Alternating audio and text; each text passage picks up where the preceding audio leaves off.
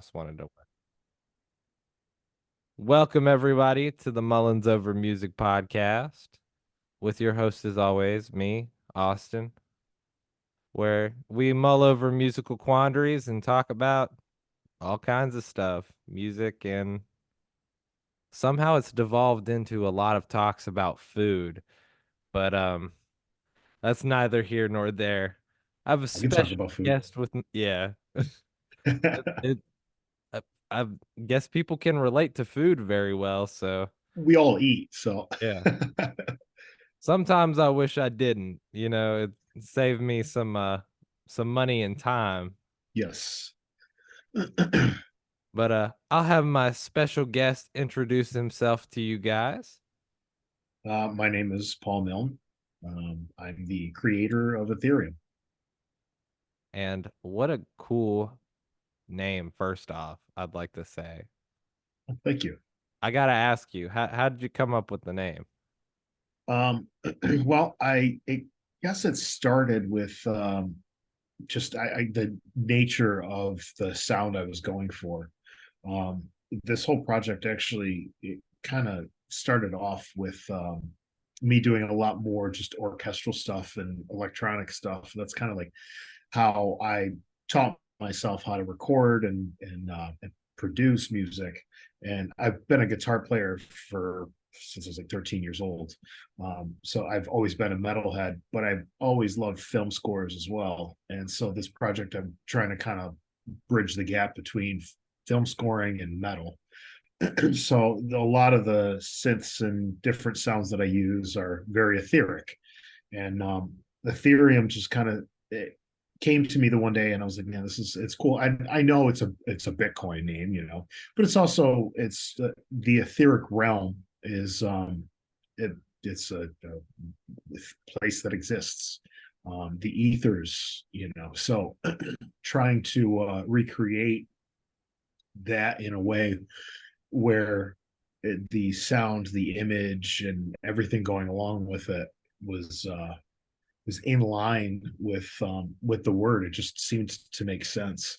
So obviously, I changed it to have an A to start, just to be a little bit different. So it wasn't Ethereum like the actual coin or whatever. So that was kind of the thought behind it. And it just when I when I found the font that I wanted to use for this project. Actually, it was a buddy of mine he's a graphic designer, and he was going through stuff, and he found a bunch of fonts, and I loved the one that he chose. That he's like, I think this one's the best. And I looked at it, I was like, yeah, this works really, really well, and it just worked with obviously the visuals, but then the word itself. So it just kind of seemed like a no brainer, and it to me, it kind of speaks pretty well for what the project is about and what the sound is about.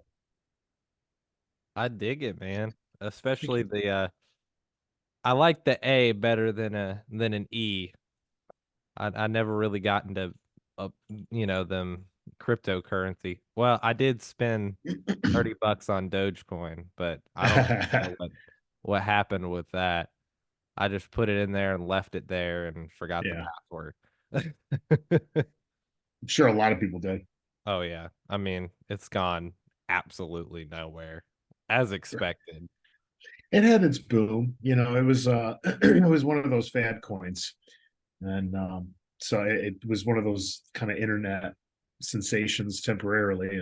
And I have a friend of mine that made a boatload of money on it, but then it just it's a fad, so it came and went real quick. Yeah. But, I know a lot of people. I know one particular buddy of mine ended up getting on the GameStop stock trend. oh yeah, Made He dumped like $1,000 into it. He's like, I wish I'd dumped more because he's like got like 30,000 in my stock portfolio now. And I'm like, he could have yeah, had dude. like hundreds of thousands. Yep, that one exploded. And for no reason other than to spite another company. Yeah, I know, which is fantastic. I love that. I dig it, man. Yeah. It said my Mac's gonna die soon, but I'm gonna ask a question before I fix that. Okay. So, Gotta ask a funny question first, because we're all about funny questions to start it off. Sure. So, where'd it go? Oh, this is not really a funny question, but I'd like to hear your answer. Okay. What music would you like to be played at your funeral? If you Oh. were if you were to die today, what would it be? Hmm. That is a really good question. I mean, I guess it depends on how I died, but there's an artist that he came out with a album, I think in 1995. Um, Rob Dugan. He did the soundtrack for The Matrix. There's a track that was featured in the movie and was on the soundtrack for that movie. It's called "Clubbed to Death." It's a super popular song. I'm sure you've heard it. If you've ever seen The Matrix, you've definitely heard the song. It's one of my favorites uh, ever. And the whole album is fantastic. He's a composer, so it's all orchestral stuff. His whole album is very interesting. It's kind of a blend between, I want to say, like a Piano Man meets a soundtrack. So, and again, he composed this entire album, and he has an actual orchestra play everything. But that song in particular is just really, really good, and it seems to be pretty timeless too. Again, it came out in 1995, but you can play it today, and it still sounds incredible and relevant and very, very cool. So I would, again, like I said, it depends on how I went, but I'd probably choose that one. It's Mm, pretty epic. yeah, for sure. I mean, that film is pretty epic. I mean, there's a reason Yes. one of the like top 50 movies you should see before you die. Yeah, for sure. What did you think about the most recent Matrix? I actually haven't seen it. I was told not to. I was told not to. I said it. A lot of people saw it. They said it was a huge disappointment. So I haven't seen it yet. I should, just to see it. But it was told to me by a friend of mine who also told me not to watch. Was it Thor: God of Thunder? And I did anyways. And I was like, that was a bad movie. It was so bad. It was such a disappointment. Yeah. So when he told me The Matrix was as equally as bad, I didn't even bother. That's fair. That Thor movie, I I gotta say, it was they got they were trying to go too much with this whole campy comedy Yeah. vibe. Well, But Disney got their hands on it. yeah, That's really, and it's since Disney got their foothold on Marvel, it's just all turned into stuff for kids, and it just doesn't have the same. It's not Marvel anymore. It's cheesy Marvel, which sucks because Marvel was, up until Disney got their hands on it, Marvel was fucking awesome, but now not so much. yeah. I think up until after the first Avengers movie, maybe the second Avengers movie is when they started to waver and go more toward that family friendly vibe. Yeah, yeah, but now it's over the top. Oh yeah, for sure. Miss Yeah, Marvel, She-Hulk, all that stuff. yeah. It's I just recently saw the Marvels, and it was, it's entertaining, but I'm like, man, this just isn't just not what it used to be. It's unfortunate. Hi, buddy. You want to say something? No, you just want to purr? Okay, that's fine too. Okay, I got one more funny question for you, and then we'll move on to the more serious questions. Sure. Uh, what will people be nostalgic for in 500 years? Man,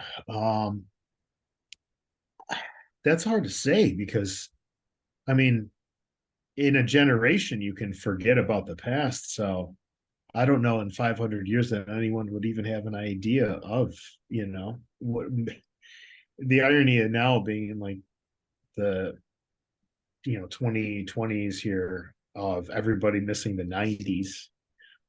I think there's something to be said about that, the time before the internet, basically. But man, 500 years from now, if we're even still around as a species, you know, because that's who knows. But it's interesting because I know, like, culturally, at this day and age, especially with all of the stuff that's on Netflix now, there's so many things about like Vikings and just the old world. Swords and shields and magic is like very popular right now. I mean, I know that I can't call it nostalgia because I never lived through that time in this life per se. Um, but I guess that's like what I'm nostalgic about in this life. So in 500 years, I think it would be kind of ironic. Things would have to be really, really bad in 500 years from now for anybody to be nostalgic about this period of time, because this is kind of rough right now. Yeah, for sure. You think they'll think about America the way they think about the Roman Empire? Yes, I do. I mean, there's a pattern that has happened throughout the history of mankind, and it just continues to repeat itself. And the age old thing of, oh, we learn history so that we don't repeat it, but it seems to be that we learn it and then we repeat it exactly as is in just a different timeline, like a slightly different format. It's really kind of bizarre. Yeah. And then you got to think about people try to recreate those exact type of circumstances inside of movies and TVs and shows and or books and video games. It's like they want it to happen. Yeah. I mean, I do believe that on some level they do. I think that the powers that be pulling the strings, they use TV and film as kind of like a projection for an agenda. It's a way to kind of do like a soft disclosing of what they're about to do. And it's also a desensitization of things. You see enough TV and film with a certain scenario, if it starts to actually happen in real life, you're already conditioned for it to some degree.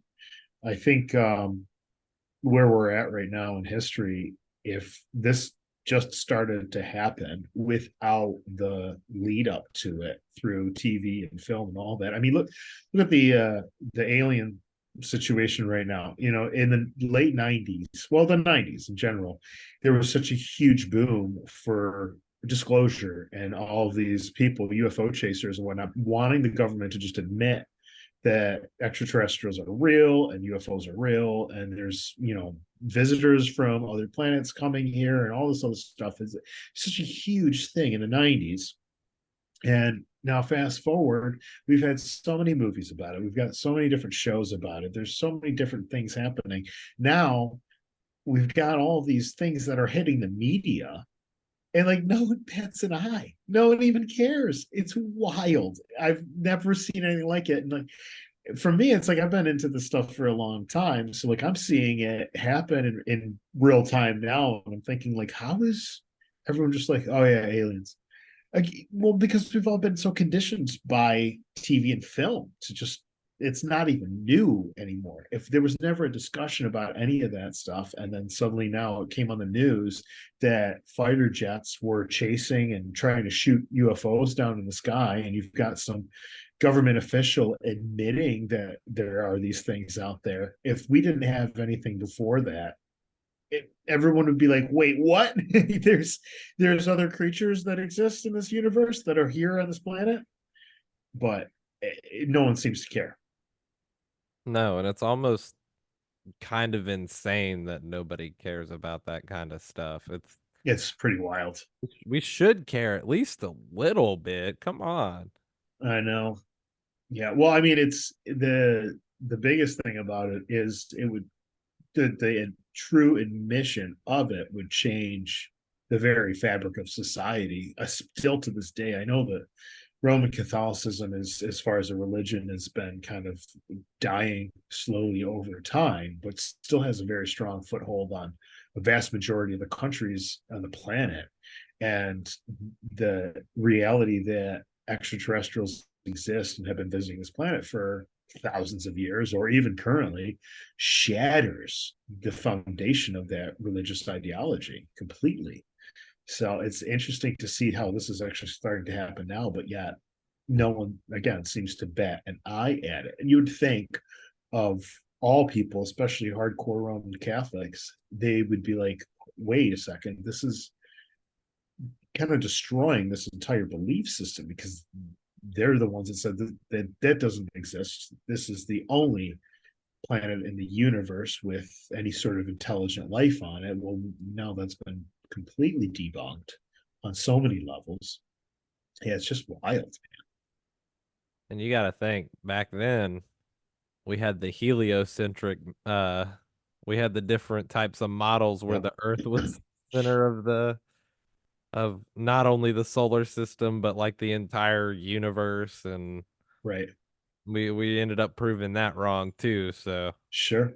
But it's all about perspective, though, too. So, like that system, the Helio system, is an interesting one because it is quite literally about the individualized perspective of being on this planet, which there's a lot of things that coincide with that. Just the simple fact that gravity and time is specific to the celestial body you're on.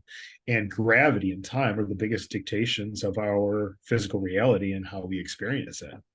So this is the only place that we can experience things this way. You go to another planet, different gravity, different perception of time, everything. So the Helio system, albeit it as far as a whole galactic kind of counterpoint, it doesn't make sense in the grand scheme of things, because we are not the only ones. We are not the only planet.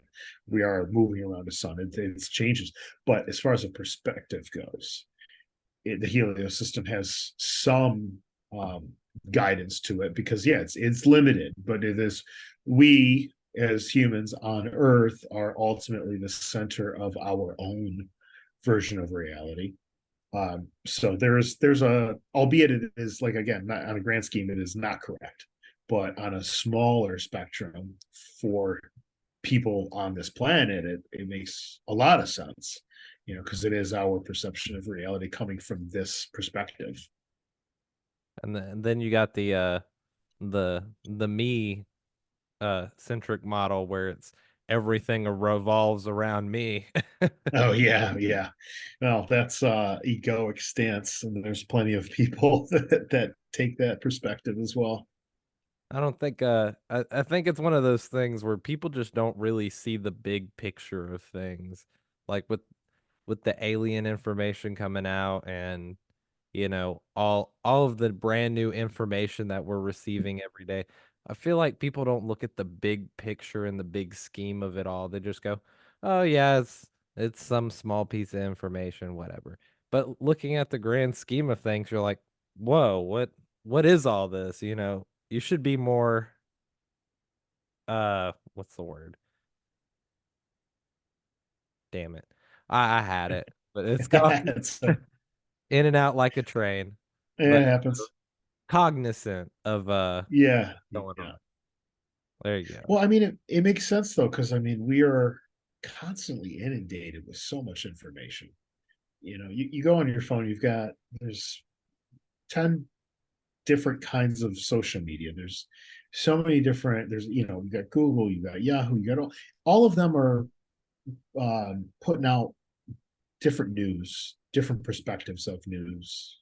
They proved, back in like the 2020 elections, after the fact, that certain social media platforms and then certain search engines were actually tailoring news to only be seen by a certain demographic of people. So it is difficult at this point to care about the bigger picture when you're getting constantly inundated with headlines and news feeds and different information. And it's just so convoluted at this point. It's not like you pick up the paper and you read it once and there's a bunch of articles in there about what's going on.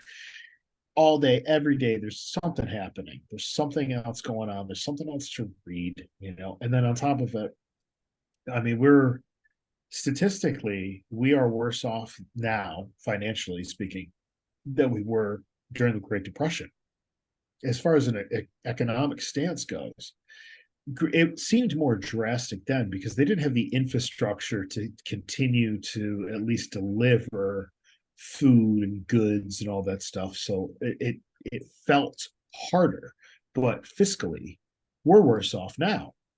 And the vast majority of people, again, like everybody's working more than they should just to be able to make ends meet. It's hard to pay attention, and it's hard to even worry about the bigger picture.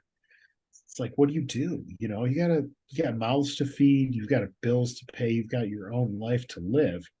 And the world got a lot smaller with the internet.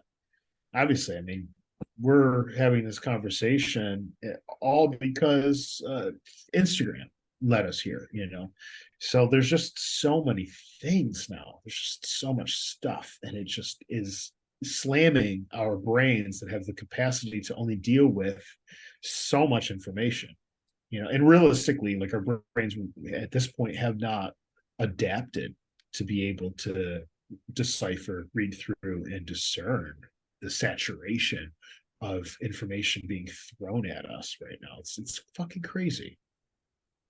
It is, man. And I mean, you're right. I mean, the whole being worse off than we were in the Great Depression. I mean, you can literally look up the USDebtClock.org and go and see how fast it's just rising every single second of the day.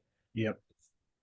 Hundreds of dollars per second, thousands of dollars per second. And, you just can't, you watch it and you go, what is going on? How could Where we? we It's a debt-based economy. Yeah. Like, that's literally, your debt is worth more than your money because your debt can be bought and sold multiple times, accruing interest. So yeah, it is. I mean, it's been a debt-based economy ever since the Federal Reserve got their hands on printing money for the government. Before that, we actually had gold standard, and there was a finite amount of denominations because it was backed by a finite mineral. So now, if you could print money into thin air or out of thin air, and then the way the banks work is, for every $100 in, they can loan out $99 of it, which means now, okay, I gave the bank $100 to hold on to. They're going to loan that out, that $99 out, that then can be loaned out and loaned out and loaned out and loaned out. I mean, it's just compounding debt that they don't actually have. They're just these fictitious numbers. And, if shit were to ever hit the fan for these big companies, these big banks, oh, well, the Federal Reserve just prints more money, which just increases the interest rates will go up, and then the inflation, the value of the dollar continues to drop, but it's fine because they just print more of it. But, no, we'll just raise minimum wage. And it's just this vicious cycle of degradation and devaluing of our currency and the things that we need to survive. It's kind of fucked. No, it's not kind of fucked. It's very fucked. Very, very. That's very, very fucked. Yeah, for sure.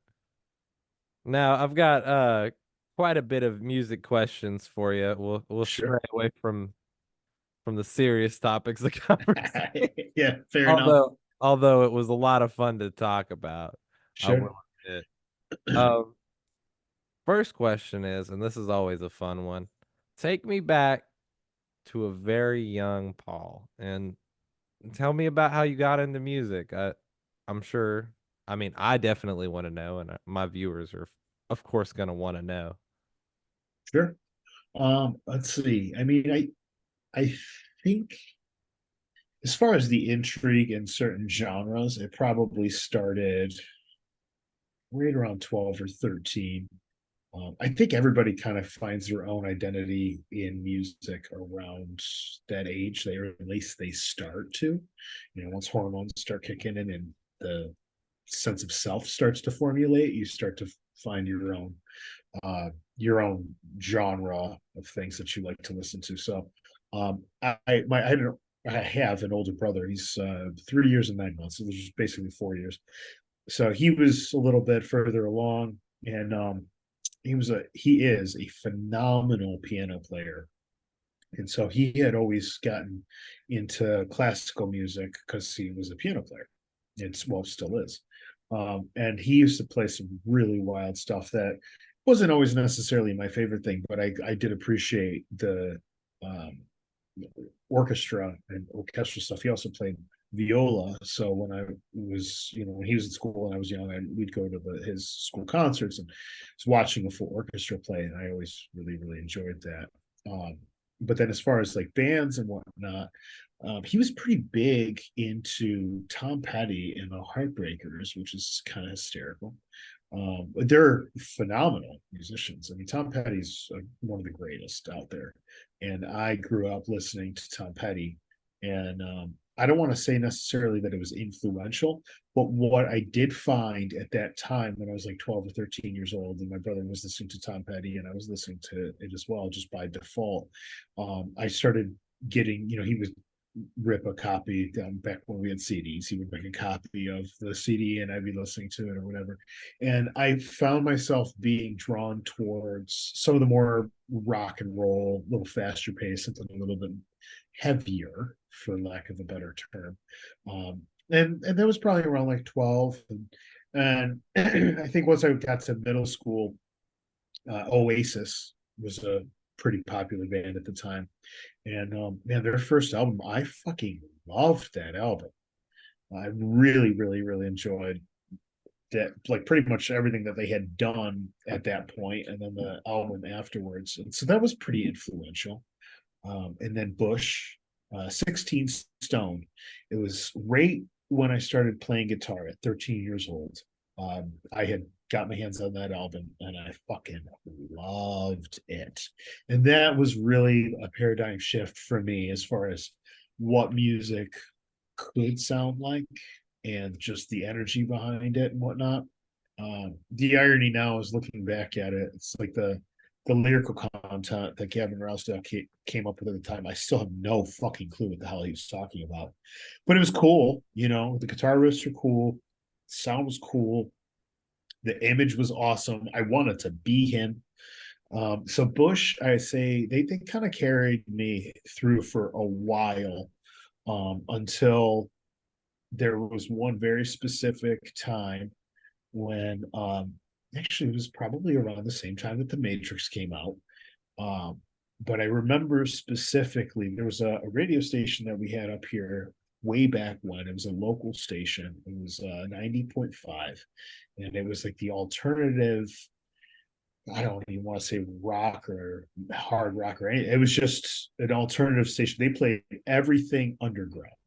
And I remember getting up for school the one day, and I'm making my bed, getting ready to go, and I think it was Around the Fur by Deftones came on the radio, and I was like, what the fuck, dude? I like stopped doing what I was doing. I'm like, making my, I stopped. I was like, yo, this is sick. And the fucking last part of that song where he's just screaming his balls off. It's like, this is unbelievable. And then shortly thereafter, I've got watching The Matrix on VHS, and they had, after the movie ended, they did like their little ad for the soundtrack, and Deftones were on the soundtrack, and it was Shove It, because that was the kind of feature. And they showed like a little clip of their music video, and now suddenly I'm this huge Deftones fan. So Deftones were, and still, people ask me what my favorite band is, and I gotta say the Deftones because of how influential they were for me at such a pivotal point in my life. I don't love everything they do. I love them as a band. I think everything that they stand for is just, as far as like an organic, raw sound. I've seen them live a bunch of times. They clearly don't play to a click track at all. They just get up there and throw the fuck down. You can hear when they're out of time. You can hear when they're out of key, and they don't give a shit. And there's just this rawness to the Deftones that I absolutely love. But that ended up snowballing into then hearing Korn, and then Limp Bizkit, and Slipknot and like all those bands of the late 90s. I was never a huge Slipknot fan, but Korn for sure, Deftones obviously, Limp Bizkit I was in love with for the longest time. And those carried me through for pretty much my high school career. And then it turns into everything else, as the genres started to come and go, then you get metalcore, and shortly thereafter was gent and so on and so forth. So I would say, yeah, like young Paul, like the meat and potatoes of what made me fall in love with music was the heavier stuff, the harder music, but it was, Deftones for sure, Bush, Oasis, and then Limp Bizkit, Korn. Just kind of can't. Oh, Seven Dust, gotta throw them in there. I love Seven Dust. I still like Seven Dust. So yeah. Fantastic band too. On top of that, Which one? all of them. First, Well, yeah. the Seven Dust for Oh, sure. dude, they're so fucking good. They're so fucking good. They're still good. They still kick ass. Every album they put out, they still got like, serious bangers on it every time. It's awesome. It's almost a shame that you don't get to like. Always thought they were bigger than they actually were. It turns No. out. Yep. I don't know. Yep. They're kind of an underground band, Yeah, I just was to a always degree. like, they should be playing, the 1,000 cap rooms, but no, they're just playing 200 cap, 300 cap, and I'm like, something's not right here. Well, dude, the last band I was in, um, the last tour I did with them, we went out with Gemini Syndrome. Ooh, And yeah, Gemini Syndrome is a great band, man. I've been a fan of those guys for a long time. And granted, this was like right after COVID and things were opening back up again, but I couldn't believe it, man. We were playing fucking like nobody, 100, 200 people. We're playing rooms that are capping out at 15 or 2,000 people, and there's like 250 people there. I don't know what's happening to live music, but I know that things have definitely changed as far as obviously popularity of certain types of music.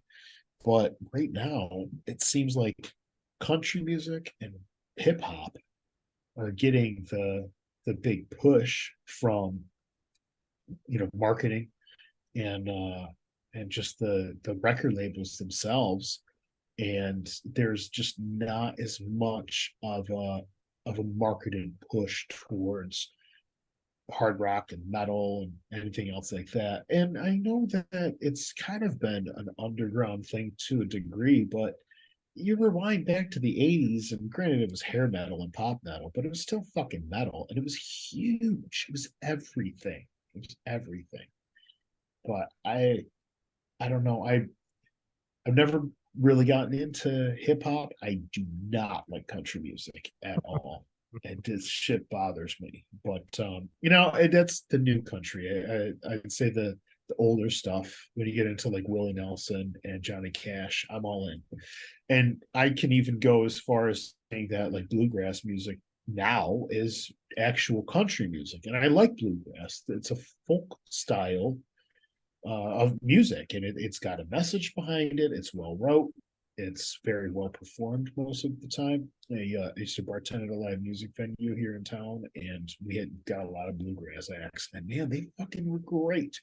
They were great. So, but I think it's just, I think the record labels and the music industry has destroyed music itself to a degree, and that's why you've got bands that are phenomenal, like Seven Dust, who just write incredible songs, play perfect live, but they just don't have the pull because they're not getting the push on a marketing level that they should. And it's just, I mean, people obviously are sheep. So whatever you put in front of them and make it look pretty, they're going to be like, oh, I like this. And people like to be told what they like. So if they're being told they like country, if they're being told they like hip hop, or they're being told that these are trending and popular, then people just fall in line with it. So I think that's the reason why these really talented bands are just not really doing what they should be doing at this day and age. It's unfortunate. It really is. I mean, it's like people choose the path of least resistance, whatever's easy for them, and pop, hip hop, and modern country is just easy listening. You don't have to think about it at all. You just Right. let it roll through. And don't get me wrong, I like some modern pop music, like but that's the really intricate pop music that maybe isn't as popular as your Taylor Swift and your Cardi B and stuff like that. Speaking of Taylor Swift, did you hear that isolated vocal thing floating around from one of the live performances she did recently? I have not. Tell Wow. me about it. Wow. My buddy sent it to me. I'll send that over to you on Instagram. I think it was floating around on Twitter. But basically somebody isolated her microphone from a live performance. And oh, wow, dude, it was atrocious. And you can tell that she's just lip sync, Yeah. which is at this point, most people are doing in pretty much almost every genre. They're not actually performing live, especially with technology this day and age. You don't even need to, which is sad. Yeah. But that's reality of it. And so she was definitely doing it, but she was still had a live mic because they got to do something. So in between songs, when she talks to the audience, there's still a live mic there, and so she was singing along for some parts, and you're like, oh my god, this is fucking awful, painfully awful. So yeah, like I said, I'll send it to you. I was like, Dude. damn, dude, this is where we're at right now. You remember that big controversy a while back with who was it? Was it Beyonce or something like that? Turns out it was either Beyonce or Mariah Carey, and they lip synced it was Mariah Carey. I remember now. Oh yeah, yeah, yeah, yes, Yeah. yes, I do remember that. Yes, yeah, lip sync so bad. Yep. I mean, come on. If you're singing in the shower, a person singing in the shower could lip sync better to your music. Yeah, I know. It's well, it's there's also I there has got to be a sense of arrogance when you get to that level where just you walking out on stage, people are going to go fucking crazy, right? So you can get up there and be three sheets to the wind or just be having a rough day and it doesn't even fucking matter. But once in a blue moon, somebody's going to be like, wait a second. And then, you get called out on it.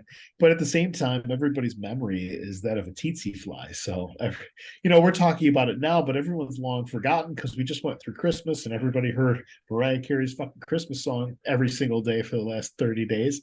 So everyone forgot about that all over again. It's just like the nature of it. Like people's memories are so short. You can get away with murder these days, literally. So fucked up. I remember hearing this thing about YouTubers, how YouTubers can get canceled. They'll post an apology video and literally like a couple months later it'll be all forgiven or completely forgotten about, and Yep. they'll have their viewership still. They may have lost a couple hundred, but in the grand scheme of things, they probably earned like three times as many back already from their other videos, and Sure. it's like nothing ever happens. And Well, consequences are bad press is good press. yep, yep. You know. Especially for like Rockstar Games and their GTA. Yeah. No shit. If This is only very they true. would stop putting out GTA 5 for the 20th time and finish. Right. Yeah. No, they're running out of ideas. I hope that doesn't mean that they've run out of ideas for the GTA 6. That'll be 250 some odd dollars, I'm sure, by Oof. the time we get around to it. Ouch. It's too much. Prices for video games have gone up so much. I mean, you remember it used to be 30 bucks for a game, 40 bucks Yeah. maybe if it was a premium title that Sure. everyone was looking forward to. Then they hopped it up to that $60 standard where it stayed for a while, and now it's going $60 for a non AAA game, $70 for a AAA game, $80 hitting it on some markets. Yeah. Game companies are trying to hit think it was EA, who we all know about them and their FIFA games and their Madden games that they release the same crap of every year. They're Right. wanting to make them $100 or more. Jesus. It's Like fucking I can't afford $100 for the same video game you posted for the past 10 years. right. Yeah, that's too much. It's way too much. But I mean, they have a built-in audience for that. So it's like there's still the people that they're gonna pay for it. They're gonna do it. They're gamers. It's their life. And now that gaming has become its own industry where people are making money off of it, playing games or playing things on Twitch, they're gonna make it. They're gonna get their money. If only I could sit around in my underwear and play video games for a living. Fucking A, right? Jesus.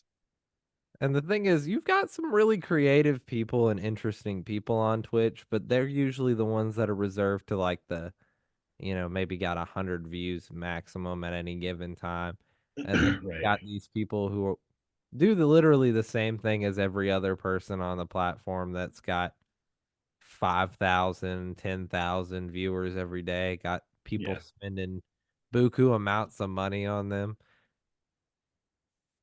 But I can't just stoop that low to do something like that. I like to be at least generally entertaining to a slightly higher caliber of people. Right. Yeah. Same. Same. I've got a degree of integrity that prevents me from doing shit like everybody else is already doing. So Yeah.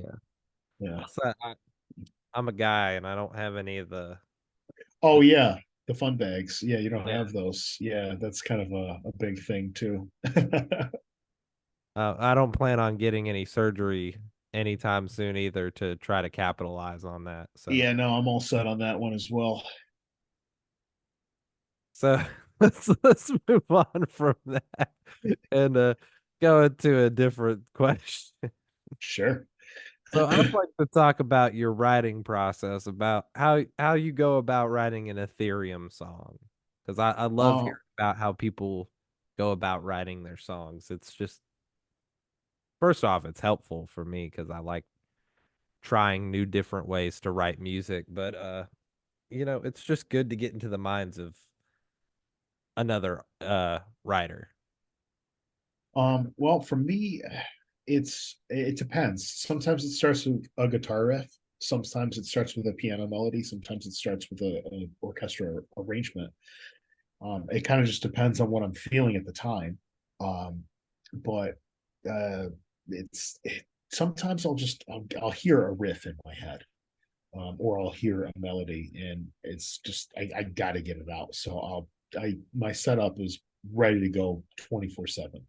So when I'm feeling inspired, I'll just sit down and start with whatever basic thing I have. So if it's a guitar riff, I'll just throw a click track up and I'll try to record that guitar riff and play it till I get it right to where I want it. Because I'm also learning it in the real time as I'm trying to record it.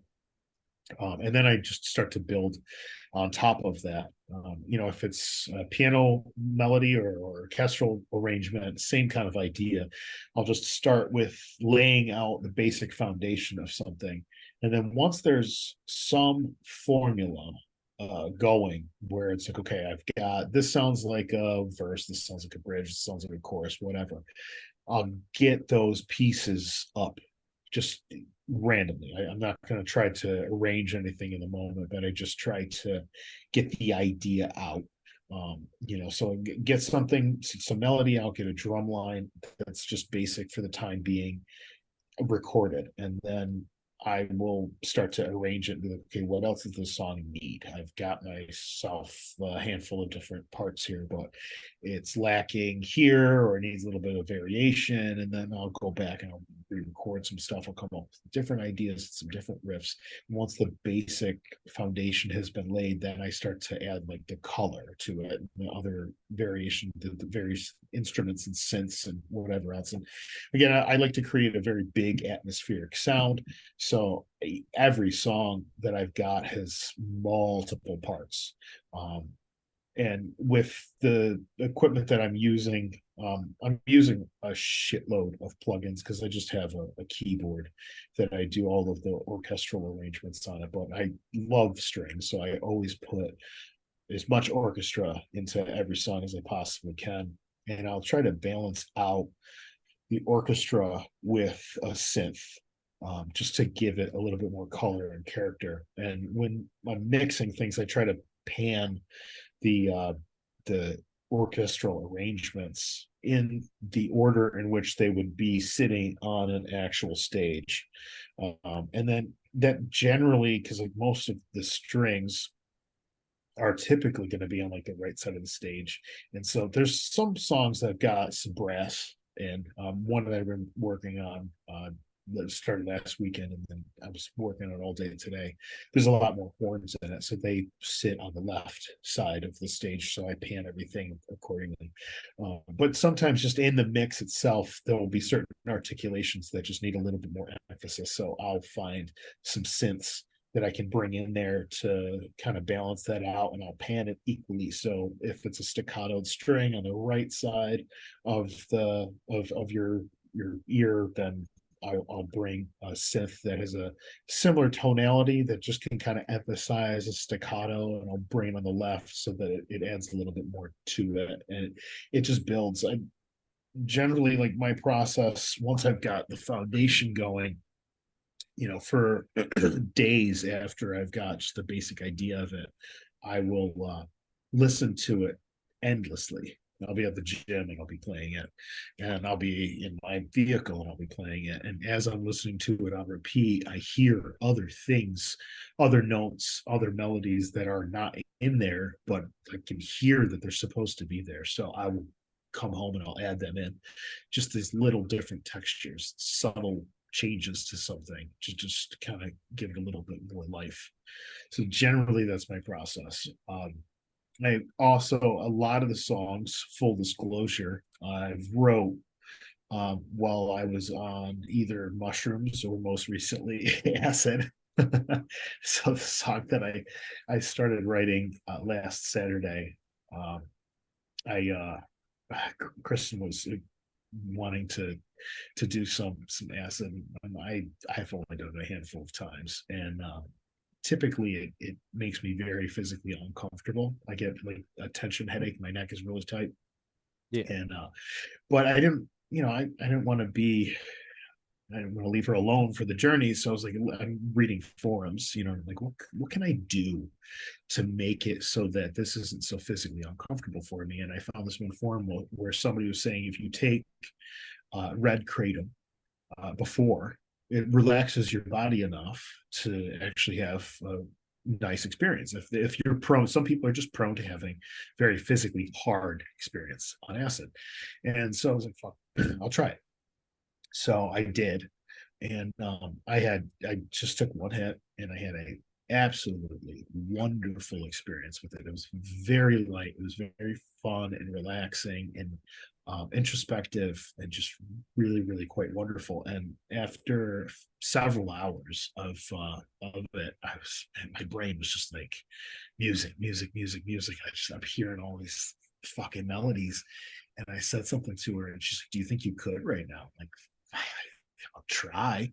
So we came to my studio because the room I'm sitting in right now is the studio. I built this. It's in the garage. I finished the garage out, and I have all of my gear in here. So things were like kind of set up, and I just started going. I started with the strings. I started with actually a double bass, um, and I was playing just a real basic kind of low droning, double bass kind of string arrangement. And then I moved to cellos, and then I moved to violas and violins, and it started to just build and build and build to the point where I was like, okay, I'm ready to start tracking some guitars on this thing. And granted, this was a struggle. It was not the easiest thing I've ever done. But I got this really fucking cool idea out there. And so that the song that I pretty much just finished right before we jumped on here. I just finished writing all the lyrics for it. So the song is called Queen of the Fae. Um, I wrote a song maybe a month ago called King of the Fae. And I just got this guitar from this super talented carpenter out of Czech Republic. It's Flame Instruments.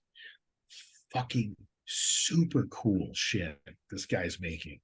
Um, he's got these wild designs, and I had been looking for an 8-string guitar for a very long time. I used to have one. It got lost in the shuffle between moving around and all this stuff. Long story short, it got left. I lived in California, it got left behind, and I hadn't bought a new one since. And I knew the one that I had bought was an Ibanez 8-string, and it was cool, but it wasn't a high quality instrument, so it was lacking some things. And so I was shopping for something. So I found this guy, and I ended up messaging him directly on Instagram. I was like, dude, this work, I'm a carpenter. So I was like, this work is fucking incredible, dude. I was like, I have to have it. And he's like, all I've got left is the 8-string. I was like, well, that's the one I want. So I bought it. He sent it out to me. Super cool, super easy to deal with. Really, really nice guy. We talked a lot that week. Well, we went through the exchange or whatever. When I got the instrument, it immediately was just like the most inspirational thing because it's like a new toy. And so I wrote the song called King of the Fae. And so then fast forward to last week, I was, tripping, and I'm writing the song, and it was just like, man, this thing just fucking calls for this 8-string. So I start writing it, and then next thing I know, I'm like, this is starting to sound in a similar vein as King of the Fae. I'm like, you know what? But it's more feminine. Let me make this one Queen of the Fae. And so the whole lyrical content is kind of about the perspective of the Fae and them being in another dimension, yet sharing this planet with humanity, and kind of being like, what are you guys doing? Like that's kind of the lyrical content is just like they're the protector of humanity, and they're wondering when we're going to stop being the way that we are. So I hope that it's kind of a long-winded explanation of my writing process, but I like to experiment, and so I've found that certain substances on a low dose happen to be a catalyst for basically getting my egoic mind out of the way and just writing from a place of just pure creativity, not overthinking things, just playing whatever comes to mind, whatever feels like it's supposed to be there, instead of writing formulaically and trying to write something that is like, oh well, this is how a song is supposed to be wrote. Like, this is song structure, and these are, music that I don't care about any of that shit. I don't give a fuck. It's like, does it feel good? Does it feel like it's right? Is it supposed to go this way? That's what I care about. So that's my process.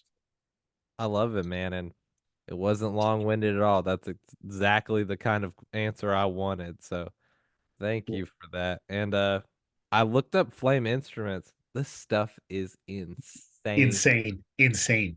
He's so talented, this guy. So fucking talented. Like, Yeah. holy cow. I mean, This is that's the one I was looking at. yeah, that's it right there. That's beautiful. So okay. So the backstory behind this guitarist, he called it Oberon. Oberon is king of the Fae.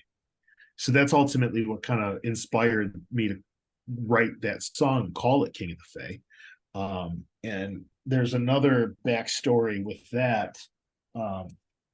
I Years ago, I was in Peru, and I went to Peru twice for ayahuasca ceremonies. And the second time I was in Peru for an ayahuasca retreat, I went to this one shaman. He was the shaman at the other retreat center. So like the first time I went down there, I went to this one place, and he first, just ceremony, he would show up with his assistant, he would run the ceremony, and then he would leave afterwards.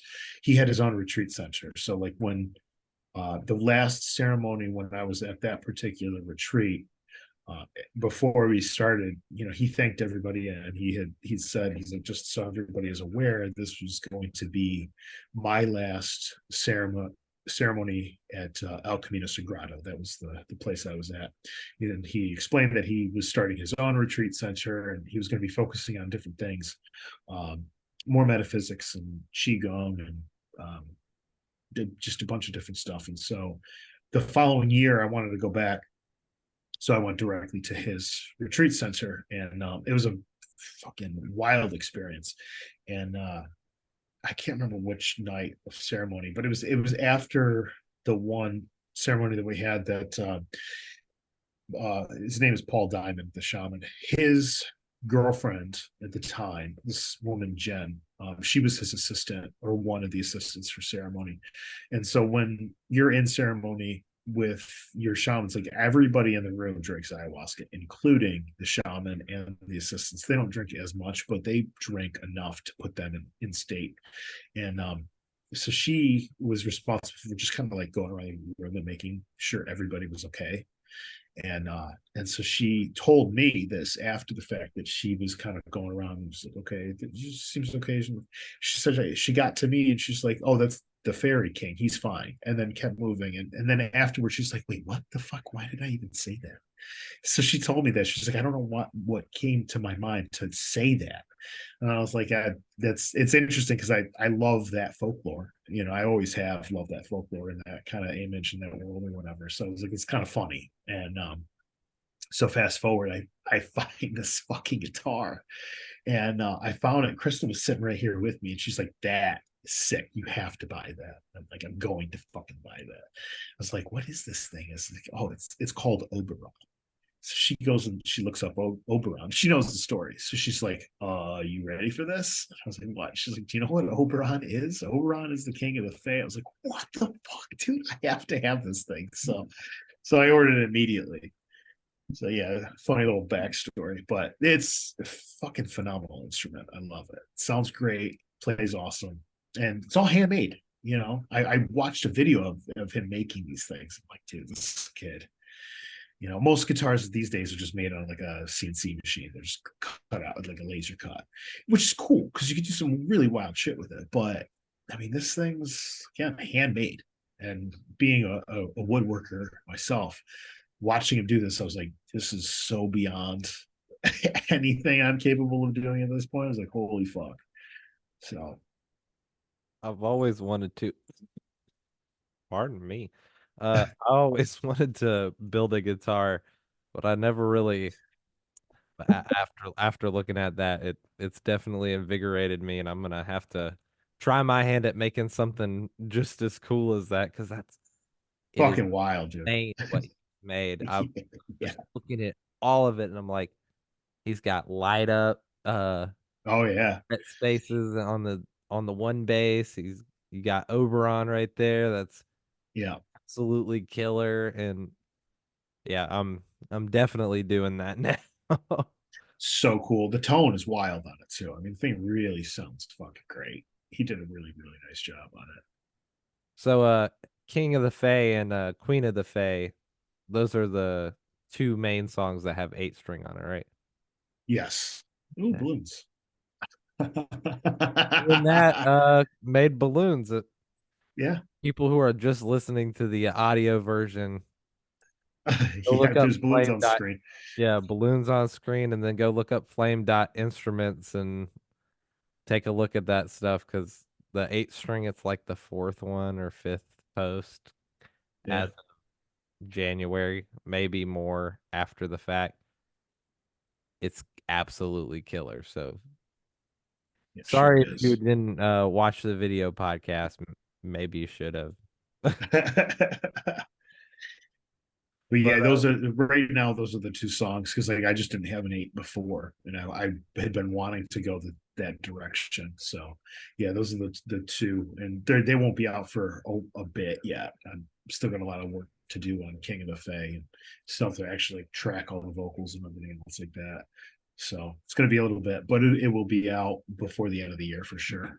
okay, good.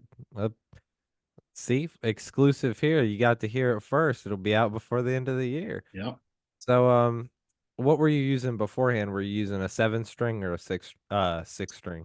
7. Yeah, I got 2 7 strings. I have got a Uh, my main one that I record with is it's an ESP. It's an H 1000. It's a Cowood guitar, and I lived in Hawaii for a year. And I think it was when I moved back here. I want to say like maybe 2015 or 2016, maybe. ESP did this very limited run of a Hawaiian Coldwood 7 string, and I saw it. I was like, I fucking have to have this. It sounds phenomenal. It plays great. So that's my go-to. I do all my recording with it. In the music video for Karma Bound, I've got my Ibanez 7 string. That it's an Ibanez S series. It's a nice guitar. It's good for a show. It's thin, it's light, so you can rock out with it. The other one is heavy as shit, so it's a little bit different when you're trying to actually just do a performance. So the other 7 string tends to be more of like my live instrument. But yeah, I don't. The only 6 string I have in my possession currently is a 1973 Ovation acoustic. So ever since I found 7 strings, it's kind of been. I mean, last time I even played a 6 string guitar and wrote anything on it was fuck over 10 years ago at this point. I just like lower tones. Yeah. So I've got I mean, my bass guitars are all they're 5 or 6 string, and they're all detuned, super low, all of that shit. Gotcha. So what tuning are you using? Are you using the standard or drop tuning, or what are you Yeah, using? so for 7 string, I'm in drop A. Okay. For the 8 string, I'm in drop E. So Man, through you are doing the same exact thing. I mean, I've got two Schecters. I got a Schecter 7 and a Schecter 8. Schecter 7's tuned to A and the Schecter 8 is tuned to E, so that's I what's just up. they just sit sits right. When my old band, I was we played in G sharp, which is cool. Um, but I particularly like I find that drop A just it's a little tighter. It's got a little bit better resonance. The chord progressions seem to be just easier to work with for me. Um, it's not standard tuning, but it's a little closer to standard. Um, so I mean, there was other reasons why we did the a sharp, half step down, and it was mostly to compensate for the vocalist. Um, but yeah, so I prefer to play in A and then drop E. I don't want to deviate too much, especially with the arrangements that I'm doing as far as like orchestra goes. It's just a little bit less challenging to write when it's a little bit more of a straightforward tuning. Just with everything else, it keeps everything on a whole note instead of having to do half steps and shit like that. So Okay. That makes a lot of sense. And then as far as the rest of your live rig go, what do you have going on there? Um, well, the last time I played live, I was on bass, and so I had Dark Glass, Ooh. um, and which was super cool. Now I got the big boy. This is actually hysterical. I got this really nice Dark Glass amplifier, and that's what I was using to practice live, and or in our practice space and everything. We go on tour, I bring this thing out, and it had so much fucking buzz. We're playing in these venues where there's just a lot of feedback. There's a lot of electronics. There's a lot of shit going on. And it was picking up all kinds of stuff. And it was just so noisy. And after maybe a week of touring, I was like, fuck this. And I had just with the Dark Glass pedal. And I just ended up putting a DI box on the Dark Glass pedal and going directly into the fucking house. And after every show, everyone's coming to like, your bass sounds fucking amazing. How are you getting that tone? I'm like, dude, it's a fucking Dark Glass stomp box pedal going directly in, nothing else on it. So that was kind of a wake up call. I was just like, dude, I just spent stupid money on this Dark Glass amplifier, and in a live setting in these venues I'm playing, the stomp box sounded better. Before that, I had a 5150 that I was using for guitar, which is still pretty cool. I, it was tough. I could never quite seem to dial in a tone that I really liked. Um, and even, recording now, the tones that I use, I stack two different kinds of amplifiers, digital amplifiers. I stack two different ones to get the tone that I'm trying to get, because like one's got a lot of bite and clarity, but not a lot of body, and the other one's got a shitload of body, but not a lot of clarity. So I just kind of layer the two together, and I do that with pretty much most of my mixes. Even the drums, I have two different kinds of drums that I'm running just to get a bigger sound out of it, more clarity, more body, all that, layers on top of layers of things to bring out the sound. It gets tough when you're starting to record with so much um, orchestral composition, because it eats up so much of a frequency band that you've got to do other things to make sure that the instruments sit where you want them to sit. Layers is kind of the key for it. Okay. So, if going forward with this project, doing a live setting, realistically, I think at this point I would just go to like an XFX, where try to keep things simple. The less is more at this stage in the game. Trying to cart up a shitload of amplifiers and have a microphone put in front of them. It's everything has to happen so quickly. If you could eliminate a lot of the work from the sound engineers and the techs that are at that venue, it's just a lot easier to hand somebody a cable that they can plug into, and your sound is going to be what it's supposed to be, because you got it situated before you even showed up. And it just eliminates a lot of the nonsense. And I mean, the purists will say that that's cheating, but at this point, I don't give a fuck. It's about the show, it's about the performance, and it's about the communication of the sound I'm trying to recreate for the listener. So like, I don't give a fuck if it's not a real amp. I don't care. I don't care. Did you like it? Was it a good set? Do you like the music? Because that's all I care fuck about, really. Yeah, of course. I mean, and at this point, amp sims and amp modelers at this point have gotten so good that it's almost completely indistinguishable from a real amp, anyways. Yeah, it really is. So at that point, I mean, you're just splitting hairs for the sake of being a purist, which it's something for some people that's their game, and that's fine. I don't care about that. Again, I'm trying to bring something else, and I want it to be simple. Plus oh my god, the anxiety as a guitar player or a bass player about showing up with gear and praying to God that the mic is in the right spot, or the guy at in the booth has got it mixed correctly and all that other shit. If you can eliminate that, it just adds for a lot more enjoyable of a performance without having to worry about whether or not it's translating appropriately. You know? Yeah, of course, man. I mean, you hit the nail on the head. I mean, at this point, less is more, and Yeah. in a good way.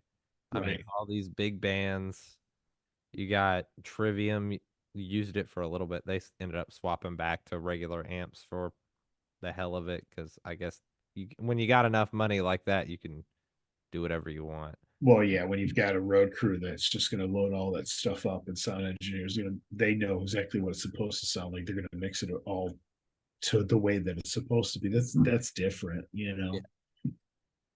But you got Spirit Box, Mike Stringer uses quad cortex. You got Right. uh several bands that have been on my podcast of various degrees used Kempers, used quad Mhm. cortexes, used the Helix, the what's that one? Head Rush, whatever it Mhm. is. They're all using forms of amp modelers now, because Sure. it's just the way to go. And honestly, why would you lug around a giant amp when you can just plop down, call it a day? Right. Plus, too, with the MIDI control that everything has, you've got if your instrument switching effects, good reverb, delays, and whatever else throughout a song, and now you can just have that all calibrated so it switches it for you in the MIDI control. You don't have to worry about a fucking stop box anymore. You can just again another thing. You just get up there, just play your instrument. It's all going to sound the way that it's supposed to sound on time. You don't have to worry about that additional thing. You get to focus on your performance. You get to focus in on the audience, not worry about whether or not your stop box has got a fresh battery in it, or if it's hooked up appropriately, or if it's just a lot of shit that you could just eliminate. So I prefer to go, if it's the easy route, I'm in, because I just want to get up there and know that it's going to sound right, not have to sweat it. And at the end of the day, it's about the music, not you know, Right. not Right. the amp versus the. I can hear the slight 12 decibel hum that the amp Right. brings to it. Right. Exactly. The people twirling their mustaches going. Right. Yeah. Yes, as you can see, this amp right here has the slight tonal shift through the airwaves that it pushes through, and if you mic it just 5 centimeters to the left, and Right. Yeah, that's like such a small percentage of the crowd. yeah, exactly. Um, well, you hit my recording question, and you hit a lot of my question. No, sweet. I appreciate it. I always love when that happens because then I don't have to ask the question. I'm just like, there Sure. you go. It's all there for you to enjoy. Yeah. Um, I do have a couple more questions for you for this episode here. First off, I gotta ask you. I know you're writing new music, but is there any other music you'd like to share with the audience here today? Yeah, we got another one coming out at the beginning of February. It's called Generational Trauma. So Ooh. this one's actually it's pretty specific. It's about a previous band member that I was in with the past band that I was in. Um, Not the best of humans. So it's pretty specific. It's pretty heavy. It kind of takes some elements of, I would say, maybe like some early 2000s metal. Um, it's pretty fast paced and really like kind of amped up. One of my friends said it's a really good driving song. Still very melodic. Still really big orchestral production in this one, but it is a pretty fast paced song. It's one of the shorter songs I've wrote. It's just over 3 minutes. Most of my stuff is like 4 to 7 minutes long. So it's like I said, it's a pretty fast paced song. It's again very heavy. A lot more screaming in this one. Um, but it's pretty balanced. Kristen's vocal parts are uh, really killer, and we just kind of do a duet. Switch back and forth a lot more than the previous songs, where it was mostly her. And I got a couple little screaming parts in it, but trying to focus on her vocals for like the main melody. This is a little bit more evenly spaced out between the two, so that'll be out.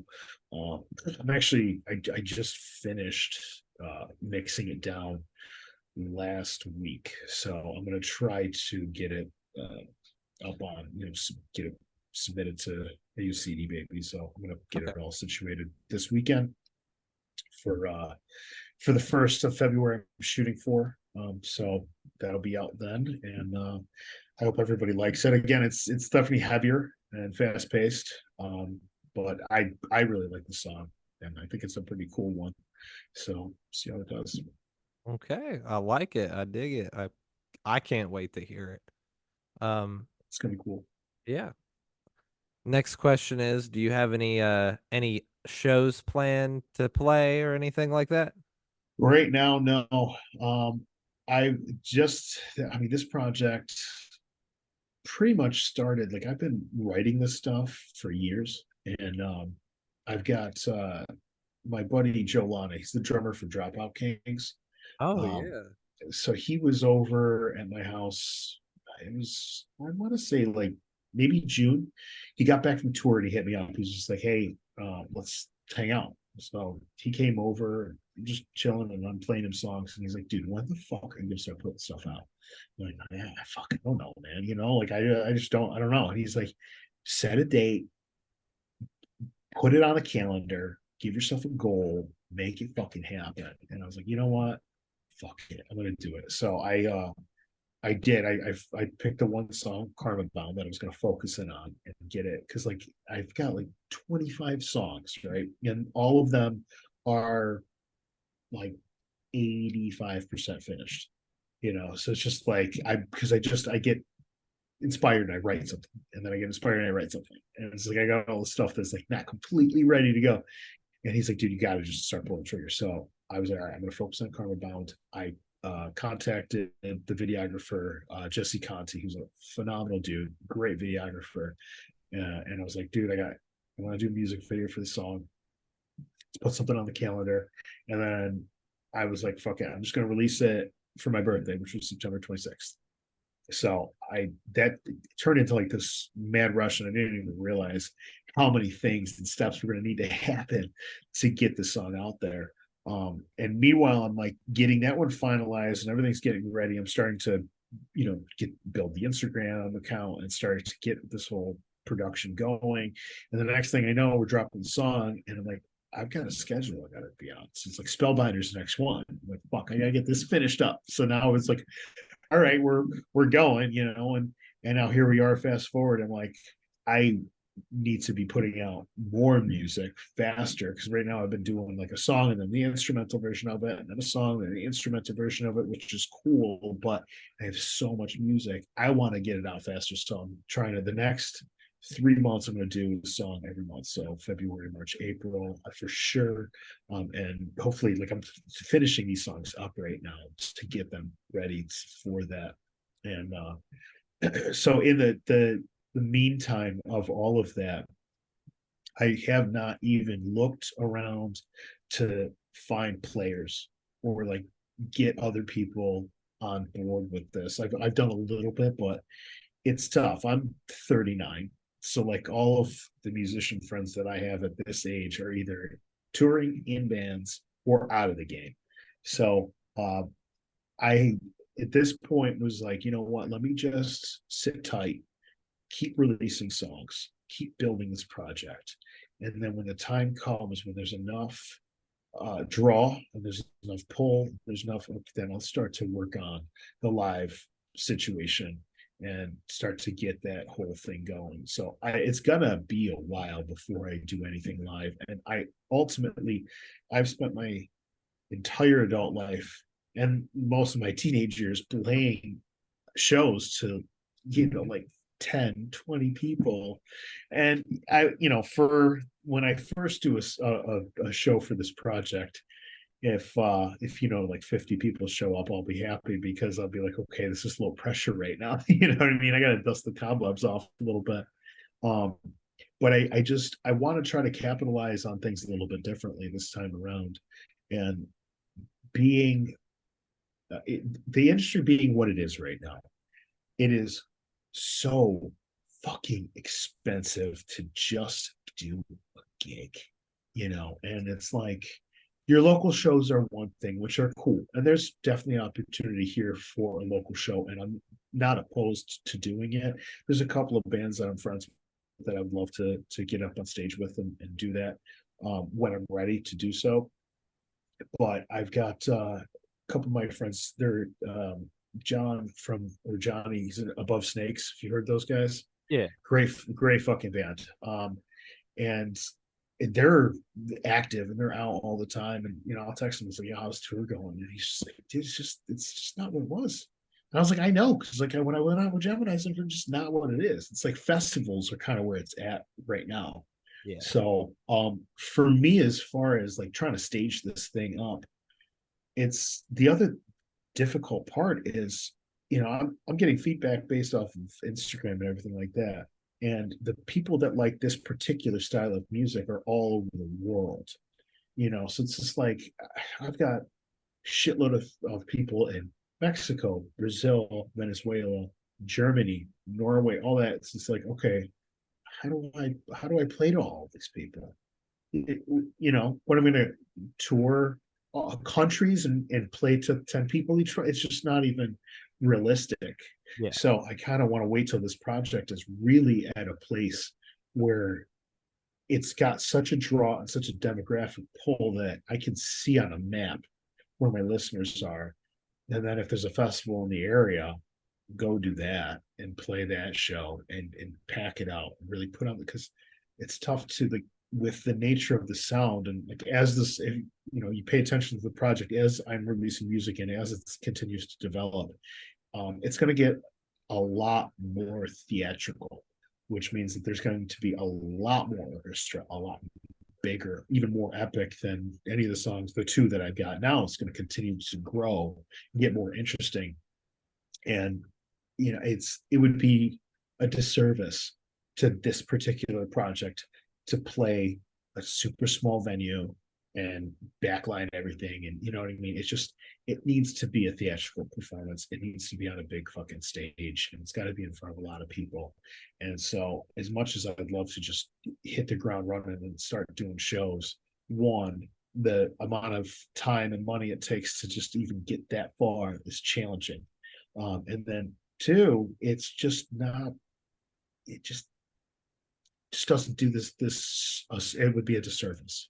So I'm going to wait. I'm going to hold for a while and allow this thing to build and grow and see where it's at. Once the album is out, I'm hoping to have the full album out by the end of this year. So which means I got a shitload of work to do to get it all situated and ready for it to be available for everybody. But once it's out, then I'm going to kind of reevaluate. I've got a game plan, and I'm paying attention to things on a scalable level. So as it starts to develop more traction and see where my demographic is at and see what's going to realistically be a thing. And it's all about your Spotify numbers too, as far as what you can get on for a festival or a bigger show or whatever.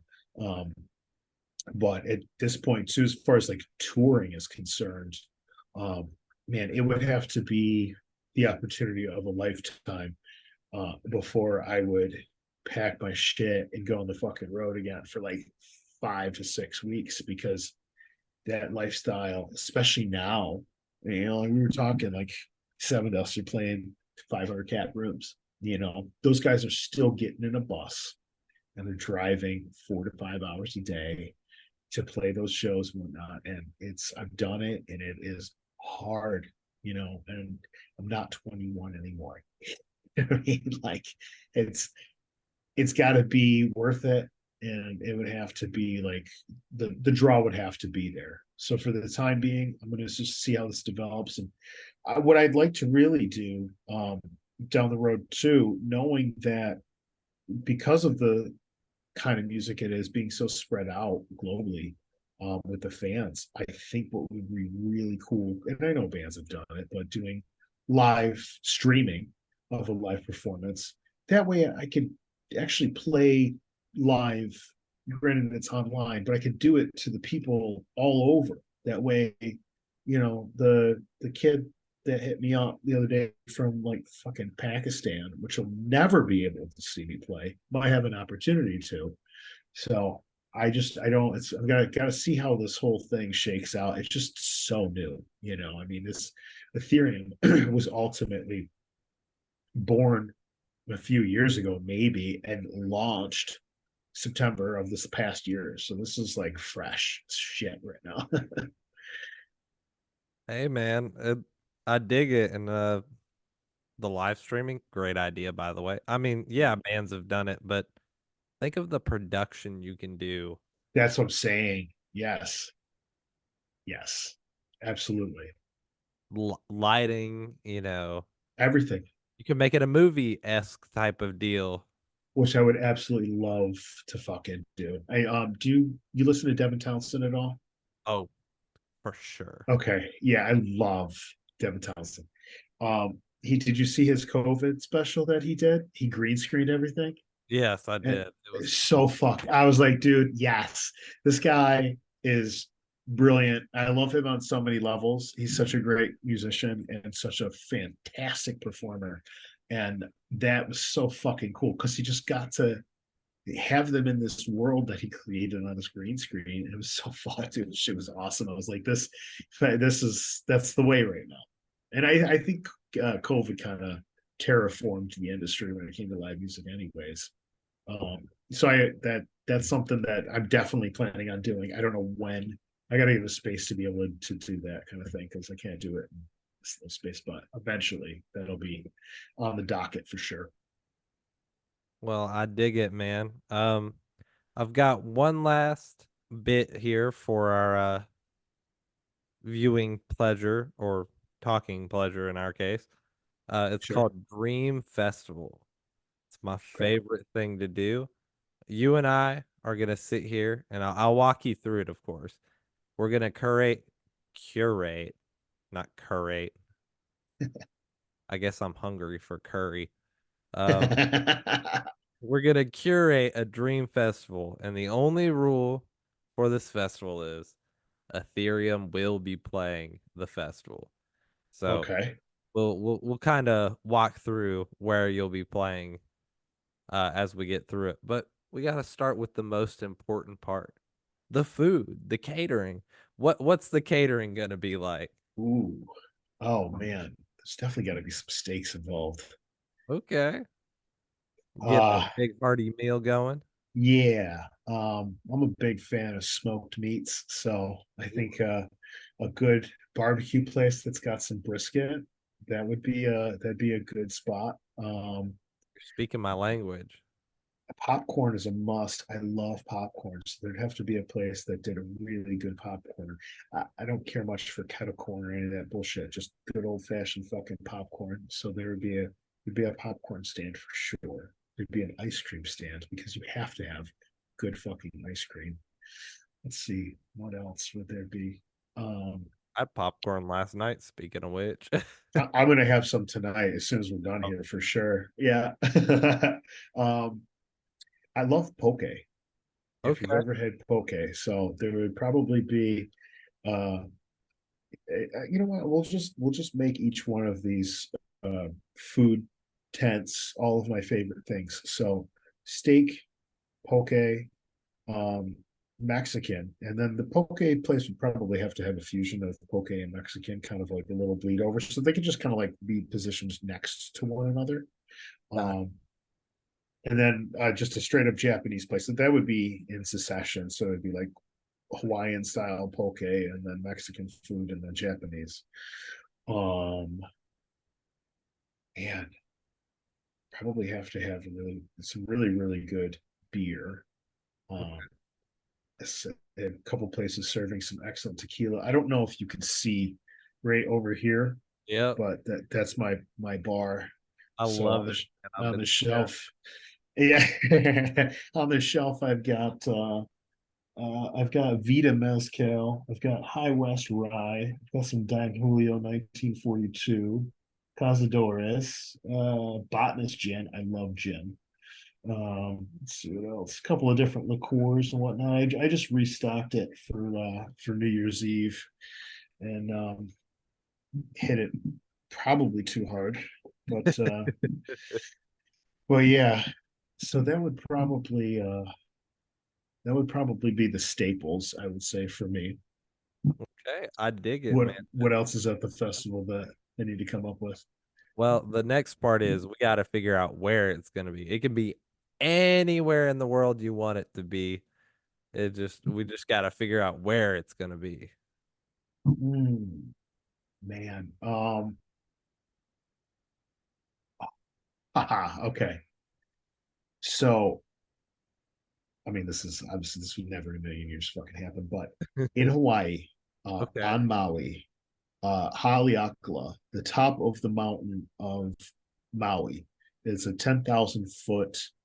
It used to be an active volcano, but over time, the top of it has eroded off, and so there's a crater that actually goes from 7,000 or from 10,000 foot down to 75,000 or 7,500. Sorry, inside. So you drop 2,500 feet into the crater, The crater is the size of Manhattan.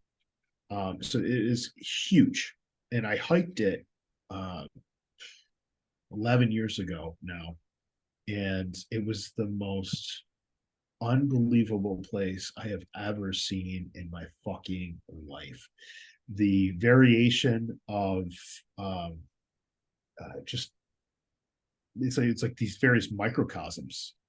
You get into it and it's like you're walking down what looks like the moon. It's just all like this gray lava rock, and as you get further down, it starts to get green. And if you look up to the when you're entering it, you look up to the right side, where all of the cloud formations are coming in from the northern side of the island. They get caught up on it, and so they start to swirl. And when they swirl up, they start to build these clouds, and these clouds get caught up on this ridge, and you have these waterfalls that are literally in the clouds, raining down the side of the cliff or the mountain. And you've got all of this foliage and moss growing on the side of these mountains from the amount of moisture that's up there. And they're obviously getting a shitload of sunlight because you're 10,000 foot up. Um, and that's just one part of it. And you continue to walk, and then as you get further into it, it looks like parts of the Southwest with this super red desert rock with all of these colorful yellow striations. There are these things called silver swords. They're these plants that only grow in the crater of Haleakala. That's like the only place on the planet they grow, and they flower once every 30 years, and they grow like these 12-foot tall, silver looking. It's kind of like a succulent looking plant, and they're even the small shrubs before they flower are silver, so shiny that when the light hits it, it refracts and you can see it miles away. And it just changes, like the whole, it just continues to develop where there's like these various places just because of how the atmosphere hits it different. This is drier over here, this is more moist over here, this is a different altitude. All these things just grow at various places in various parts of it, and it's all within a 7-mile radius of everything. And then at night, which I didn't get to experience it at night, but because you're up so high, you get absolutely unobstructed view of the stars, and it is super super cool. It's one of the most fantastic places on the planet. So to have a festival, which would never happen, and it would be a bastardization of the natural habitat of that place. But if I could, that would be it. That would be the spot. I love it, man. That would be the most beautiful music festival Yeah, anybody's ever seen. for sure. So we've got the location, we've got the catering. The next place is, where are you gonna be staying? Because we got to find out, is it gonna be a hotel, an Airbnb? You gonna camp it out, glamp it Camp, out? Yeah. glamping, tents. There's a couple pavilions, cabins that you can actually rent. They're booked out at this place for like 3 years. Like you have to book these out because you can only stay a limited time. It's just because there's so few of them. It's so sought after. So, but yeah, I'd say camping and bundle up because the shit gets fucking cold up there. But that's metal, man. Yeah, cool. Simple and easy and beautiful view. I like it. Yeah. Okay, so next thing is, around what time are you guys gonna play? So we have morning, evening, night. Are you gonna headline? Are you gonna be the opener? Are you gonna be somewhere in the middle of the day for the festival? I mean, you know how festival lineups typically work for a day. What time frame would you like to play? So the sun always sets at like 6:05 in Hawaii because of where it is on the planet, like always. And it's pitch black after that. There's no residual light. You don't get the summer afterglow when like the sun is setting and you can't see the sun, but you still have light. That is not how Hawaii is. Mhm. The sun sets, it takes about all of 15 minutes for that thing to hit. Once it goes past the water, it's midnight basically. So with that being said, being inside a crater, the sun's going to set sooner. So I would probably want to play at like 5 o'clock for an hour set, because that would be from the start to finish of that set. It would be like you would watch the sun just go down behind the mountain, and whatever residual light would be there till about 6:05 once they hit the water, and then it would be fucking midnight. So that'd be the time. That would be awesome to see. Yeah. You Yeah. finish the last note of the last song and it's finally pitch black. Yeah, done. That would be awesome. Yeah. So our final two parts of the festival, uh I'll save the last one because this one it's always pretty funny to see what the reaction and interesting part of that is. Uh but we got to know who's playing your festival. Who Mm, Give me a get a couple feeling. headliners, couple of smaller bands somewhere in the middle. Just rattle off a decent list. Um, Within Temptation, for Okay, sure. good choice. Spirit Box, for Yeah. sure. Architects, for sure. Demi Borgia, all Okay. day. Okay. Northlake, gotta have the Deftones show up. Yep. Gotta have Corn show up too. Lacuna Coil, I think they would have to be there as well. They read my And message, but they're not on the podcast yet. well, in time. Yeah, of course. Um, I think who else? And then honestly, I'd probably have to bring in some of my friends from like local bands for this experience. So there's my buddies are in a local band here. They're very good. It's Divine Fallacy.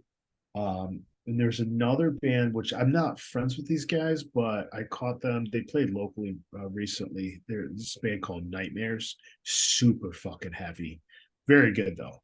Hell of a fucking live performance.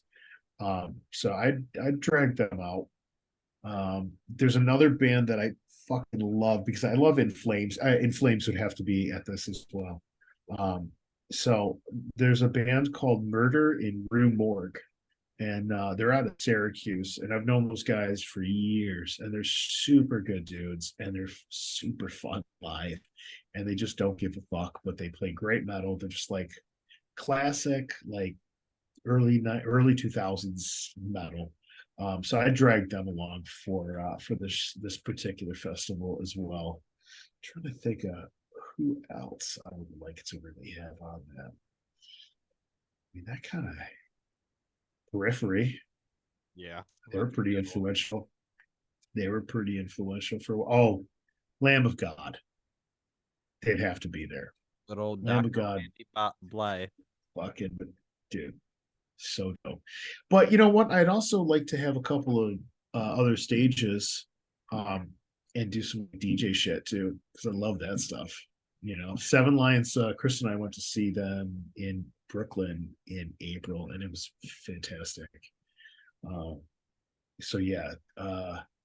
Oh, Dream Theater. They'd have to be there. Of course. Yeah. Um, yeah, I think that would be a solid lineup. I'm sure I could think of more, but I think that's a good start. Yeah, that's a fantastic start. You got some fantastic bands there. I mean, Dream Theater, Dimmu Borgir, Spirit Box. I've seen them twice already, and each Nice. time I've seen them, it's been fantastic. Funny enough, both been festival sets. But Oh yeah, nice. oh wait, no, one was a festival, one was an opener set. Mm. They were opening for Under Oath. Oh no shit. Interesting combo. It was Huh. Stray from the Path opened up for the whole set. Then it was Bad Omens, Spirit Okay. Box, and then Under Oath on their Voyeurist tour. So No their shit. second most recent one Yeah. Okay. Cool. when they were back from COVID. Gotcha. Okay. Yeah. So Spirit Box has always been a favorite of mine to see. I was supposed to see them last year at a Blue Ridge Rock Fest, but we all know how that went. Uh, I think Yeah. I talk about that too much. I heard all about that one. I'm still salty that I didn't get to see Spirit Box a third time or Mm. Slaughter to Prevail for the first time Yeah, yeah, or yeah, Architect. I think they yeah. were supposed to play. No, Amity Affliction and Northlane were supposed to play. Okay, I like them. I like Amber Reflection. Okay, so the last part of your festival is what are you gonna name it? We gotta have a name for your festival. Oh man! All It's right. Well, it's people every time. I love no, I got it.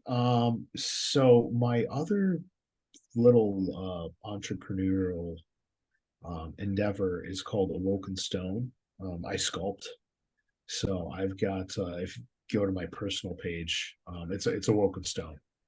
it. Um, and I make bongs and pipes and shit like that, but I do very elaborate sculptures around glass. I'm not actually blowing glass. I'm using polymer clays and other mediums, crystals and gemstones and shit like that to make these pretty elaborate looking things. So Awoken Stone is my other like pet project. And that's actually it's been around a lot longer than Ethereum has. And so like the album that I'm putting out is under Awoken Stone Studios.